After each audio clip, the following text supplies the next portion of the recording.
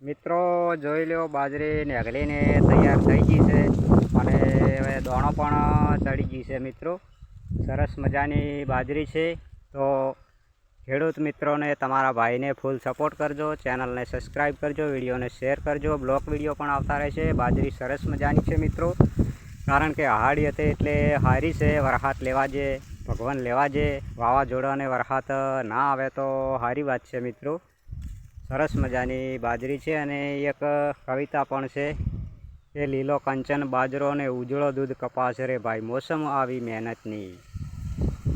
રળનારો તે માનવીને દેનારો ભગવાન રે ભાઈ, મોસમ આવી મહેનતની. વાત સાચી છે મિત્રો કે મહેનત આપણે કરવી પડે છે અને દેનારો ભગવાન છે.